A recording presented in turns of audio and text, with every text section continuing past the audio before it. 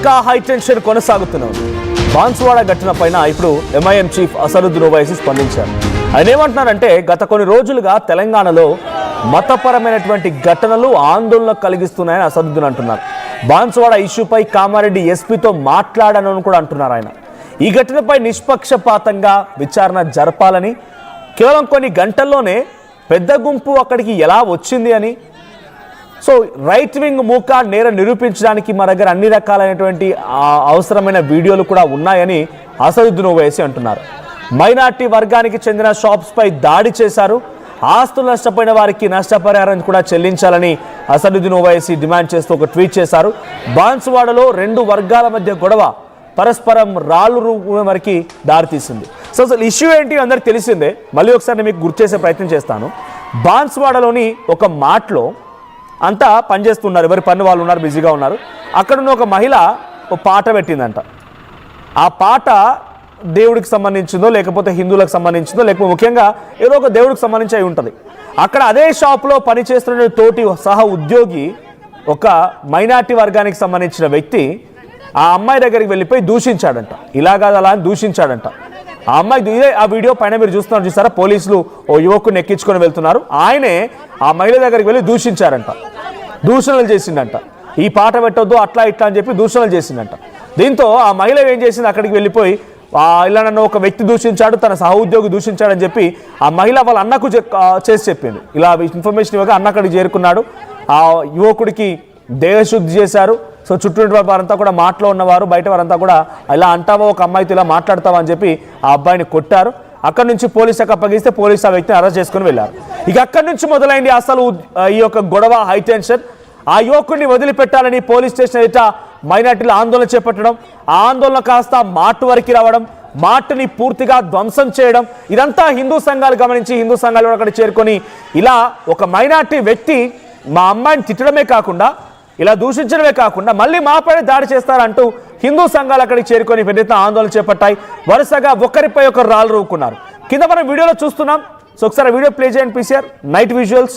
So ఆ రోజు night జరిగిన విజువల్స్లో మనం చూస్తుంటే మైనార్టీ వర్గాలు అక్కడికి పెద్ద చేరుకొని రాళ్ళు రువ్వాయి, కర్రలతో దాడి చేశాయి. ఇటువైపు హిందూ సంఘాలు కూడా రిటిలేట్ అయ్యాయి. కానీ అటువైపు నుంచి ఆ దాడి, రాళ్ళు రువ్వడం, చిన్న చిన్న పిల్లలు కూడా ఇందులో ఇన్వాల్వ్ అయ్యారు. చిన్న పిల్లలు అక్కడికి వచ్చి రాళ్ళు కూడా మొదలుపెట్టారు.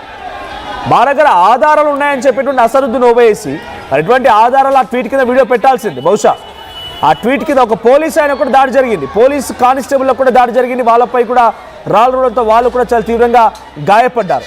ఒక హై టెన్షన్ వాతావరణం. ఏదో పాట పెట్టుకున్నారనుకోండి, పోయేదేముంది? ఆ పాట పెట్టుకుంటే పోయేదేముంది? మీకు ఒరిగేదేముంది? మీకు వచ్చిన నష్టం ఏంటి? కావాలని కించపరిచారు మీరెందుకు అనుకుంటున్నారు?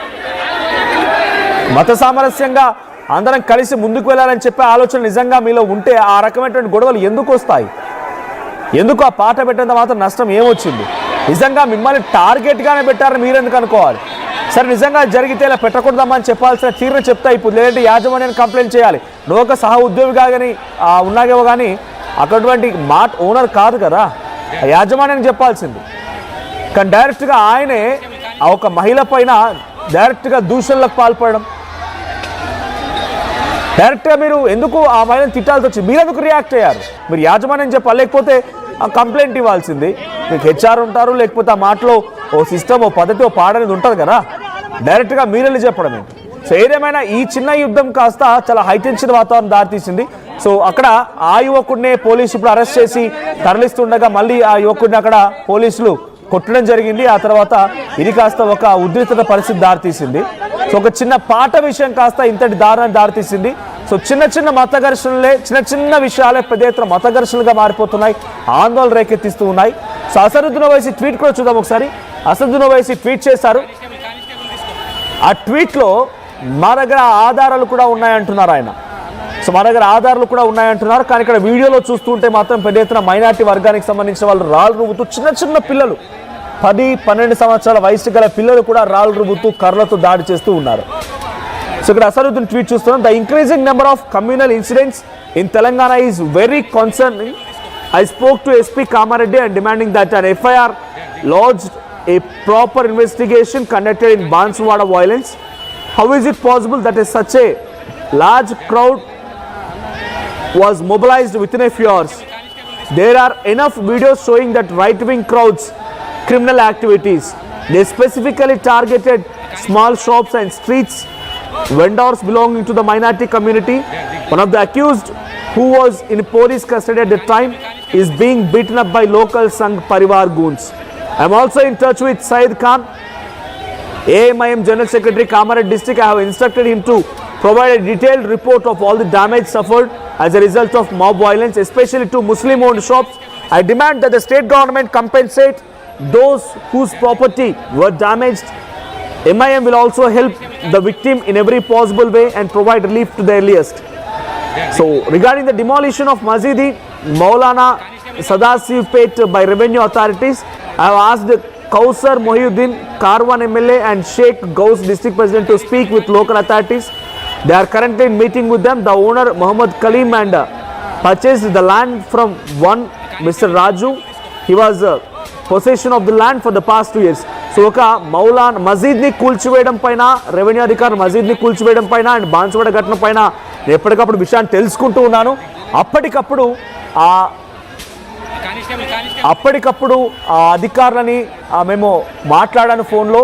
సో దాని ద్వారా నేను ఆ విషయాన్ని గమనించాను. మా వ్యక్తుల పైన రైట్ వింగ్కి సంబంధించి మెన్షన్ చేశారు, ఇక్కడ రైట్ వింగ్ అని మెన్షన్ చేశారు. సో రైట్ వింగ్కి సంబంధించినటువంటి ఆ వ్యక్తులు అంతా మూకుమ్మడిగా ఒకేసారి ఎలా వచ్చారు? సరే, రైట్ వింగ్కి సంబంధించిన వ్యక్తులు ఒకేసారి మూకుమ్మడిగా ఎలా వచ్చారు అనుమానం డెఫినెట్గా ఉండడానికి అవకాశం ఉంది, కొంత ఆవశ్యకత కూడా ఉంది. మరి మైనార్టీలు ఒకేసారి అంతమంది ఎలా రాగలిగారు? అది ఒక మహిళకి ఆ తర్వాత ఒక యువకుడికి సహ ఉద్యోగికి సంబంధించిన ఇష్యూ కాస్త ఇంత వాయిలెన్స్ ఎలా క్రియేట్ అయిన రకాల్లో అటు రైట్ వింగ్కి సంబంధించిన వాళ్ళు కూడా ఆలోచిస్తున్నారు, వాళ్ళు కూడా మాట్లాడుతున్నారు. సో ఇక్కడ జరిగిన అంశం కొంత సిచ్యువేషన్ ఎక్స్ట్రీమ్గా మారింది. సో బాన్సువాడకు సంబంధించిన దాంట్లోనే ఆయన ఎక్కువగా అక్కడ జరిగిన ఇష్యూ పైన మత ఘర్షణలకు రోజు రోజుకి పెరిగిపోతున్నాయి. సో ఆ రకంగా మత ఘర్షణ పెరిగిపోవడం ఆందోళనకు గురి చేస్తోంది. ఇక్కడ మైనార్టీ వ్యక్తి పైన దాడి జరిగింది, కావాలనే రైట్ వింగ్కి సంబంధించి కొంతమంది గ్రూప్ అక్కడికి చేరుకొని దాడి చేశారని ట్వీట్ చేయడం కొంత సంచలనంగా మారింది. మరి దీనిపైన ఆ రైట్ వింగ్ కానీ అక్కడ బాన్సువాడకు సంబంధించినటువంటి ఘటన పైన ఉన్నటువంటి హిందూ సంఘాలకు ఎలా రియాక్ట్ అవుతాయో చూడాలి. మా ప్రతినిధి గంగారెడ్డి సిద్ధంగా ఉన్నారు. గంగారెడ్డి, సో ఇప్పుడు అసదుద్దీన్ ఓవైసీ ట్వీట్ చేశారు, ఉన్న పలంగా ఒక్కసారిగా అంత పెద్ద గుంపు ఎలా వచ్చింది అక్కడికి? ఇది అనుమానం కలిగిస్తోంది. మత ఘర్షణలు పెరిగిపోయాయి, అక్కడ మైనార్టీల షాపులని కావాలని టార్గెట్ చేసి ధ్వంసం చేశారు అని చెప్పి అసదుద్దీన్ అంటున్నారు. సో ఏం జరిగింది? ఇప్పుడు దీనిపై ఎటువంటి రియాక్షన్ వచ్చే అవకాశం ఉంది? సో ఇది కావాలని టార్గెటెడ్గానే చేశారని పోలీసులు కూడా భావిస్తున్నారా?